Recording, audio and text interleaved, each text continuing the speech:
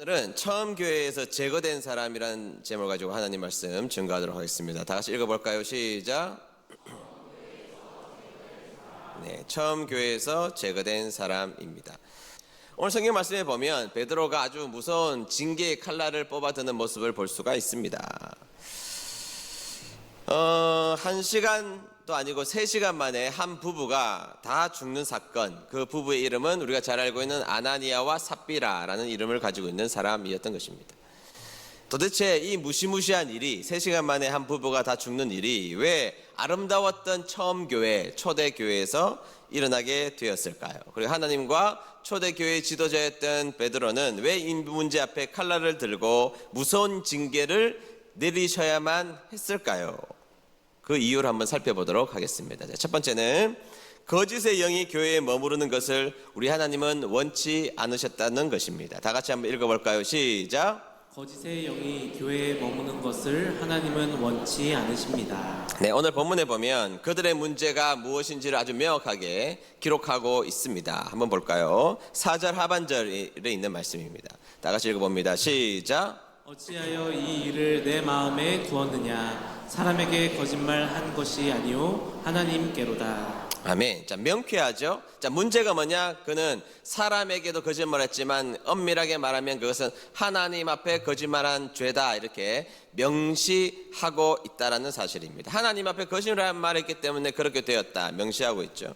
그럼 초대교회는 외부로부터 공격이 있었습니다. 그것을 박해, 핍박 이렇게 말하는데 무려 300년간 계속해서 핍박을 받았습니다만 교회는 흔들리거나 무너지지 않았습니다. 오히려 힘을 합치고 기도했고 그곳에서 승리의 계가를 부르고 약한 모습 같지만 강한 자의 모습을 보여주었던 것이 교회의 모습이었던 것입니다. 자, 교회 밖에 공격이 있었지만 교회는 능히 그 공격으로부터 이겨냈던 초대교회의 모습이었던 것이죠.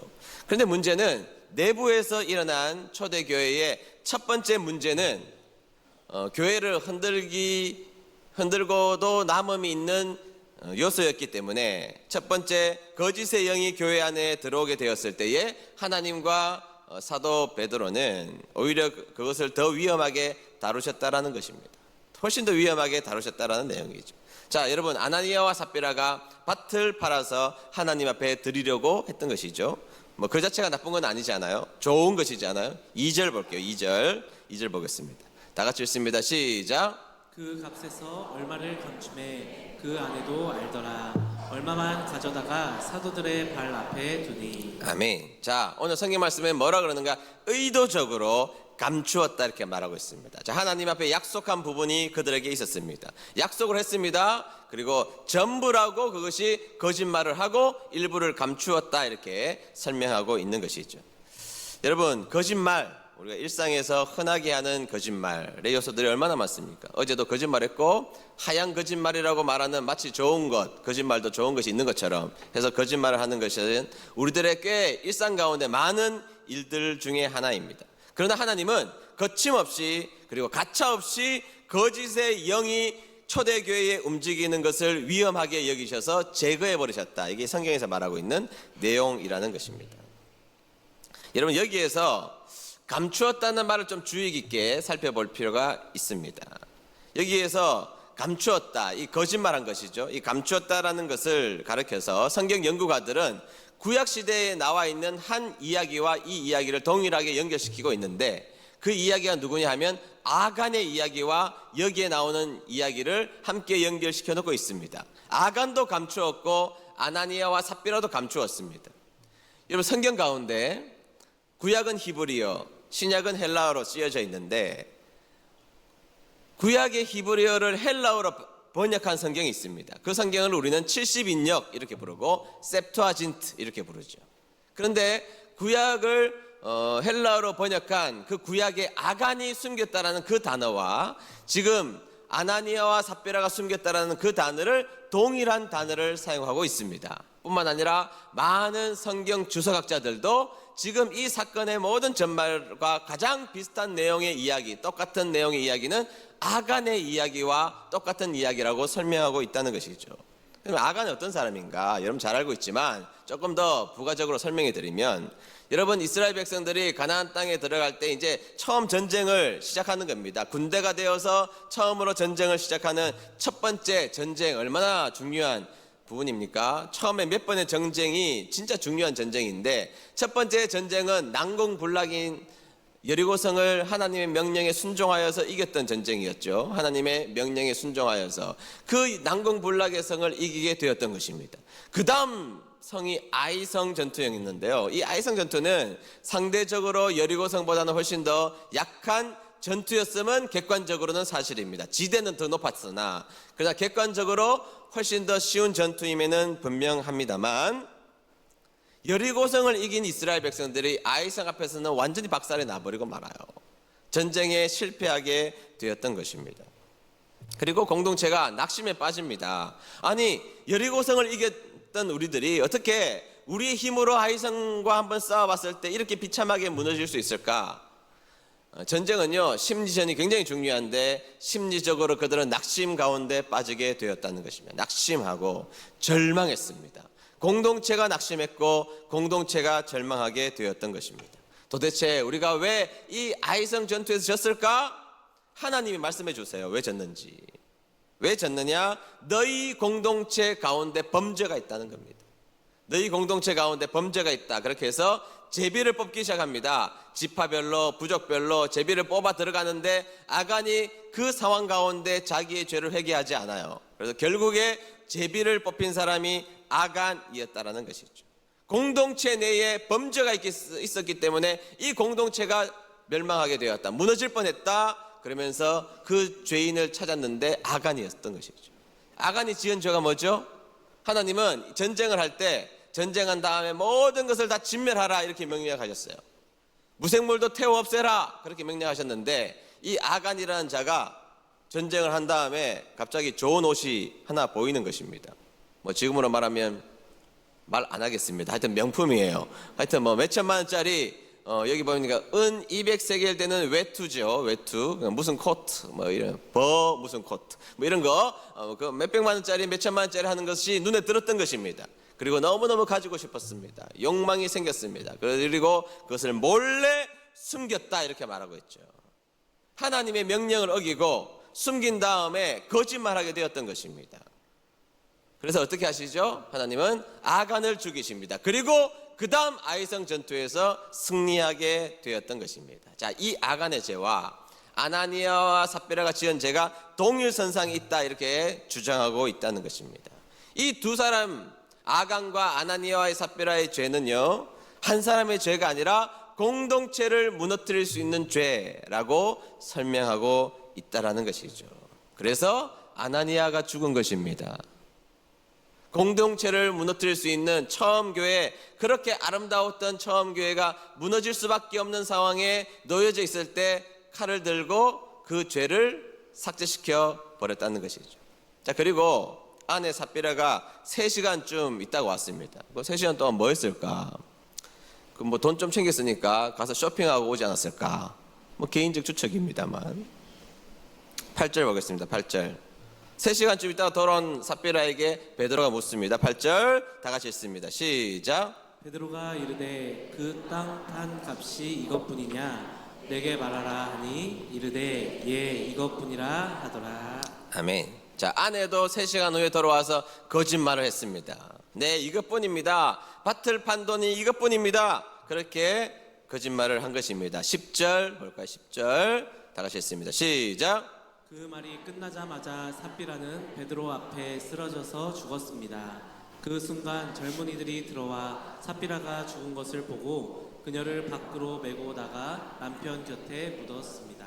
아멘. 자, 여러분 뭐 거짓말 한번 한 것을 가지고 좀 우리 하나님, 성령님, 베드로 좀 삼자가 지나쳤다.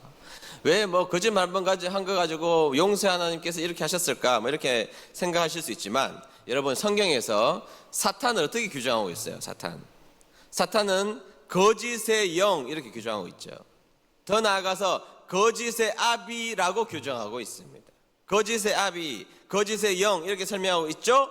여러분 인류의 첫 번째 죄, 그 죄는 사탄이 하와에게 거짓말로 속이면서 원죄가 우리 인생에 침투하여 들어와 오늘도 우리는 원죄를 가지고 있는 존재가 되어버리고 말았던 것입니다. 따라서 하나님과 베드로는 거짓의 영이 처음 교회, 초대교회를 더럽히지 못하도록 하나님의 거룩한 교회를 지켜나가시기 위하여서 하나님은 죄를 제거해 버리시고 말았다라는 것입니다. 여러분, 작은 것이 작은 것입니까? 작은 것이 결코 아니라는 사실이죠. 여러분, 우리가 깨진 유리창의 법칙이라는 말을 한번 들어보신 적이 있을 겁니다. 깨진 유리창의 법칙. 여러분, 뉴욕이요, 급속도로 범죄율이 높아졌습니다. 빈민굴도 많아지고 범죄 할렘가도 많아지고. 변화된 이유가 뭐냐? 유리가 깨어진 것을 방치하고 나서라는 것이죠. 유리창이 하나 깨졌습니다. 누가 돌을 던졌는지 깨졌는데 방치했습니다. 방치하니까 어떤 사람이 그 옆에 유리창을 또 깨버리고 말았습니다. 두 군데 깨져 있으니까 사람들이 이곳은 아무나 그냥 돌 던져서 유리창 깨도 되는가 보다. 유리창이 또 깨졌습니다. 유리창이 여러 개 깨져 있자 사람들은 거기다가 쓰레기를 버리기 시작했습니다. 그리고 건물에다가 사람들은 낙서를 하기 시작했습니다. 그러자 범죄자들이 여기에서는 범죄가 있는 곳인가 보다 해서 범죄자들이 하나 둘씩 유리창이 깨어지고 쓰레기가 있고 낙서가 있는 곳에 사람들이 점점 모여들기 시작했고 그곳이 범죄율이 높아지는 계기가 되었다는 것입니다. 근데 여러분, 그런 뉴욕을 바꾸기 위하여서 뉴욕의 시장이 되었던, 한번 이름 들어보셨을 거예요. 루돌프 줄리안이라는 시장 들어보셨죠? 루돌프 줄리안이라는 시장이 한 것이 뭐냐? 시장이 된 다음에 범죄의 온상이 된 뉴욕 지하철에 낙서를 지우라, 이게 명령이었습니다. 행정명령, 낙서를 지우기 시작해라. 그리고 사람들이 동원되어서 낙서를 하나 둘씩 지우기 시작했습니다. 낙서 지우면 또 그리고, 지우면 또 그리고, 지우면 또 그리고 반복했습니다. 그리고 낙서나 지우는 시장을 뉴욕 시민들이 가만히 둘 리가 있습니까? 비난이 쏟아지기 시작했습니다. 아니, 공권력을 강하게 하든지 다른 방법을 동원하든지 하지 무슨 낙서나 지우냐, 저렇게 아무런 의미 없는 짓을 한다고 온 신문과 사람들은 뉴욕시장 줄리아니를 비난했습니다. 그런데 낙서를 지은 지 1년 만에 범죄율이 30%가 줄어요. 낙서를 지은 지 2년 만에 50%가 줄습니다. 그리고 3년 만에 무려 범죄율이 80% 줄었다는 것이 공식적 기록이에요. 공식적 기록. 여러분, 그 사람의 수준은 큰일에는 별로 표가 안 납니다. 물론 큰일에 표가 나죠. 그러나 한 사람 한 사람을 정확하게 판단하기 위해서는 작은 일을 어떻게 처리하느냐에 따라서 그 사람의 스타일과 크기가 결정되게 되어 있습니다. 그래서 제가 항상 하는 말이 있잖아요. 디테일이 스케일을 결정한다. 한번 따라해 볼까요? 디테일이 스케일을 결정한다. 네, 작은 디테일이 스케일을 결정하는 거예요. 작은 거 잘하는 데가 큰 거 잘하는 겁니다. 성경에서 그래서 지극히 큰 일에 충성하라 이렇게 말씀하신 적이 없잖아요. 지극히 어떤 일에? 작은 일에. 지극히 작은 일에 충성하는 자들이 큰 자라는 것이죠. 지극히 작은 일에 충성해야 됩니다. 디테일이 중요합니다. 그래서 여러분, 우리 기도하고 밥 먹고 학교 가자 특별 새벽 기도할 때 컵 우리는 매일 바뀌었잖아요. 매일 바뀌었잖아요. 그런 걸 보면서 감동을 해야 됩니다. 아무 감각이 없었는데, 우리 교회는 디테일이 이렇게 강한 스케일이 큰 교회구나. 아멘 좀 하세요. 아멘 좀 하세요. 그래서 여러분, 성경에서는 누룩을 주의하라. 보이지도 않는 누룩을 주의하라. 겨자씨만한 믿음만 있어도 여러분 얼마나 많은 일을 할 수 있는지 작은 것 거기에서 결정된다는 것입니다. 그래서 처음 교회였던 초대교회는 거짓이 들어오는 것을 용납하시지 않으셨던 것입니다. 중요한 게 있어요. 여러분, 아나니아 죽고 시체 누가 메고 갑니까? 젊은이가 메고 갔다 그래요. 근데 이 젊은이가 어린애입니다. 어린 젊은이니까 청소년쯤 되는 애. 아주 어린애는 못 메고 가지만 청소년쯤 되는 애들이 메고 갔다는 거예요. 시킨 겁니다. 교육이에요, 교육. 삽비라 돌아서 죽었는데 또 청소년이 메고 갑니다. 무엇을 느꼈을까요? 우리가 속해 있는 초대교회는 거짓말하면 이렇게 죽는구나. 우리가 속해 있는 이 초대교회는 깨끗해야 되는구나. 거짓말하면 우리 망한다. 어린 아이들이 그 시체를 메고 가면서 소문 다 퍼졌겠죠. 우리 거짓말하면 큰일 난다. 박살난다. 하나님은 혼난다.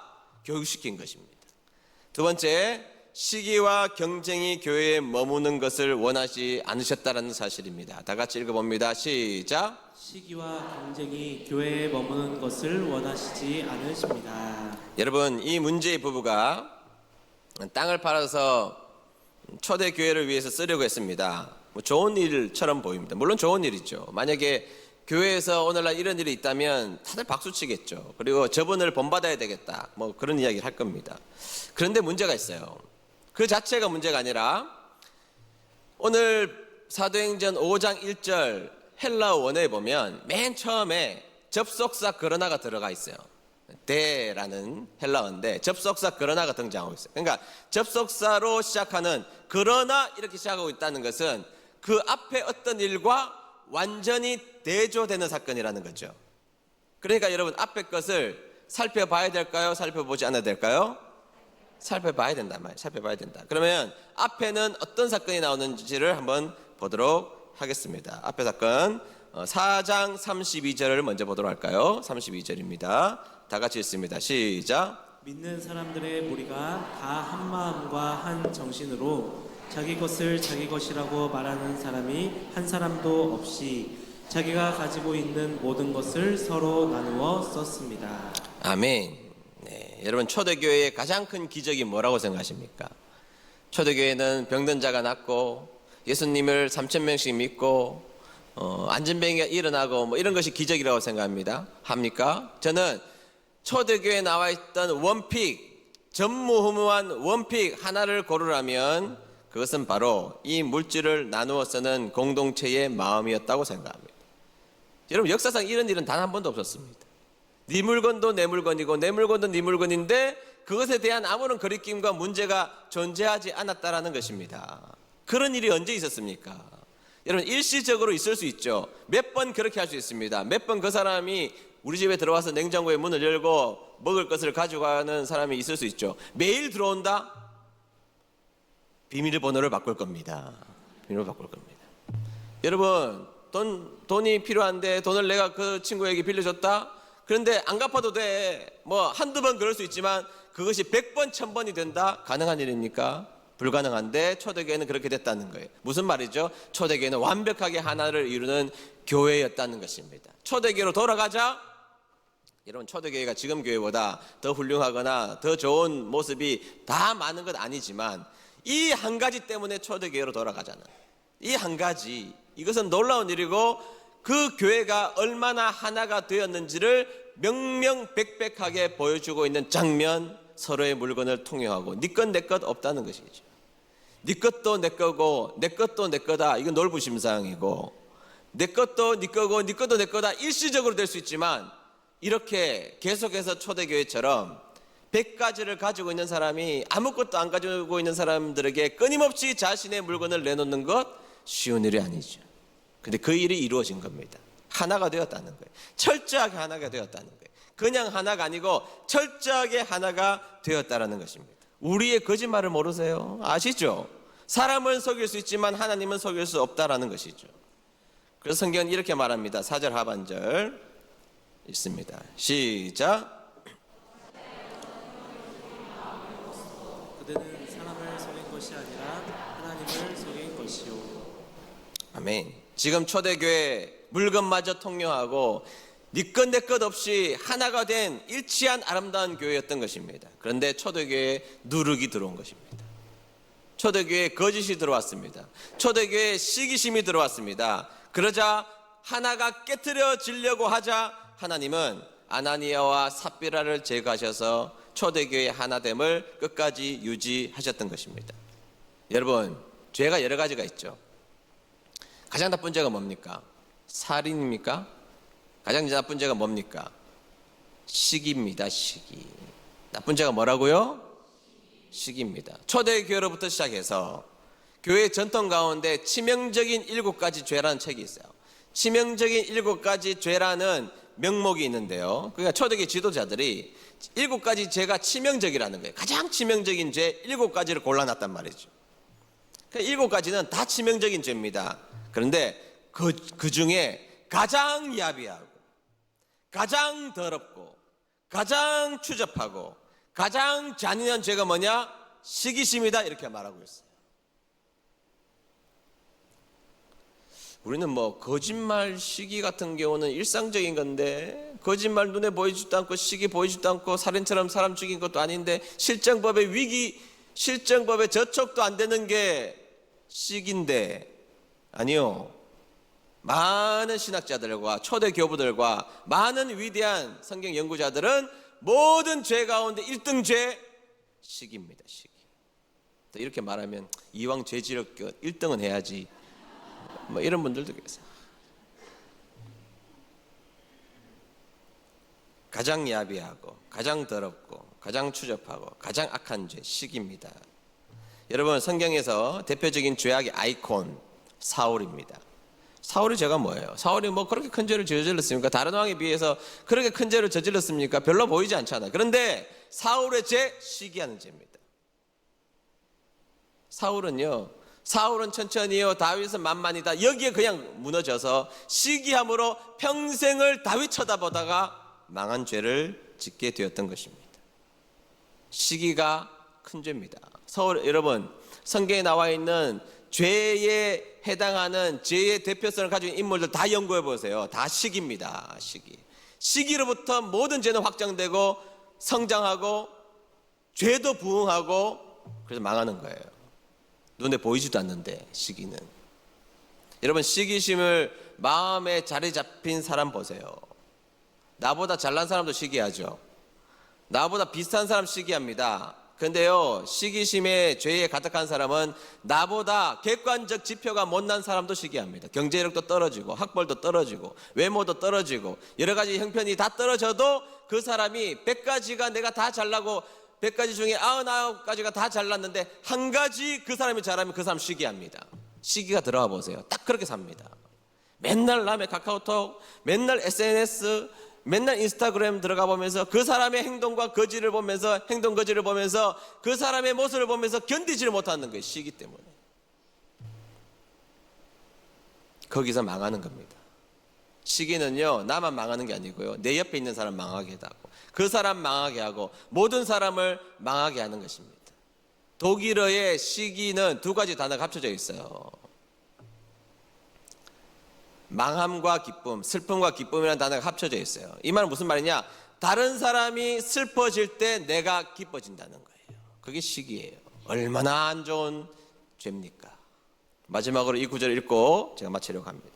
제가 읽겠습니다. 시기와 다툼이 있는 곳에는 혼란과 모든 악한 일이 있음이라. 제가 다시 한번 읽겠습니다. 시기와 다툼이 있는 곳에 혼란과 모든 악한 일이 있음이라. 모든 악한 일이 있음이라. 시기하면 악한 것들이 몰려옵니다. 시기하면 악한 것들이 여러분들 주위에 들어붙기 시작합니다. 시기하면 사탄이 여러분들을 바보로 생각하기 시작합니다. 시기하면 사탄이 여러분들 주위에 운동장을 차려놓고 거기에서 파티를 하고 여러분들의 인생을 잡아먹을 것입니다. 시기는 모든 악한 일을 불러오는 이름을 기억하시고, 그럼 뭐 해야 됩니까? 시기 미움하지 마시고 축복하는 겁니다. 우리 은혜드림교회는 그래서 인사시킬 때 사랑하고 시기합니다, 그렇게 시킵니까? 아니죠. 뭐라고 부탁합니까? 사랑하고 축복합니다.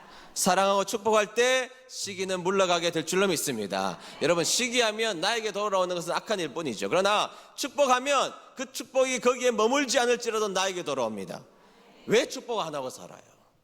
시기하면 악한 것만 오는데, 축복하면 놀라운 것이 오는데, 우리 은혜드림교회 성도님들의 모든 가정과 교회 모든 구성원들과 모든 기관과 모든 여러분들의 삶이 축복하셔서 시기가 틈타지 못하도록 여러분들을 지켜나가는 저와 여러분 되시기를 주의 이름으로 축복합니다.